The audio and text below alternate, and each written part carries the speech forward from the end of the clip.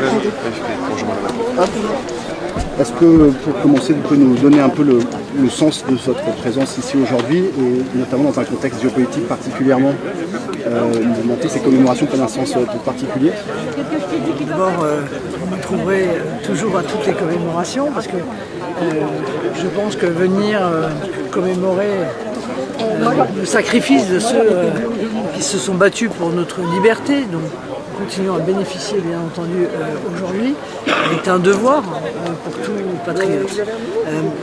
Steve Riwal a rappelé, il a raison de le rappeler, au moment où il y a une guerre qui fait rage à 3 heures d'ici, au moment où le monde est de plus en plus sujet à l'aggravation et à la radicalisation de conflits, eh bien, il est bon de glorifier aussi la paix et les sacrifices que nécessite le retour de la paix lorsque celle-ci précisément a disparu.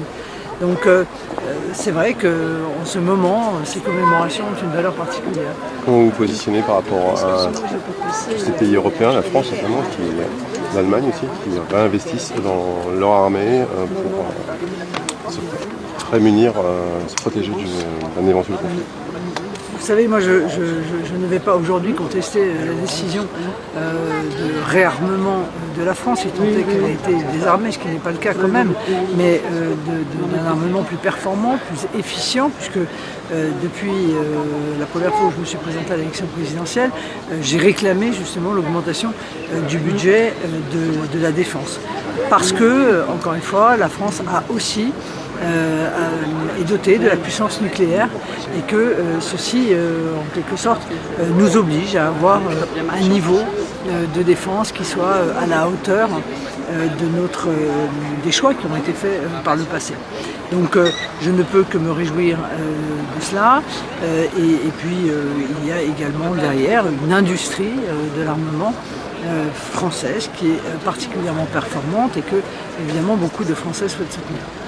Madame Le Pen, vous êtes une femme d'État, vous avez été candidate à la présidentielle plusieurs fois. Les derniers sondages ne vous mentionnent pas. C'est votre poulain, M. Bardella, qui a été testé. Comment est-ce que vous avez... Oui, ça c'est le choix du commanditaire. Moi, ça m'intéresse assez peu. Ce qui est sûr, c'est que le Rassemblement national, par la voix de Jordan ou par la mienne, est extrêmement haut dans les intentions de vote. Alors, ça reste des intentions de vote, mais ça démontre qu'il y a de plus en plus de Français qui souhaitent nous voir exercer le pouvoir. Et c'est ça la véritable bonne nouvelle de ces sondages. J'imagine que d'ici 2 ans, il y en aura maintes et maintes d'autres. Que vous n'ayez pas été placé dans cette sondée, ça vous a pas froissé? Non, ça ne me froisse pas, je trouve ça juste ridicule, pour une raison, encore une fois, simple, c'est que je ne disparais pas du fait d'une décision de justice frappée d'appel, voyez-vous.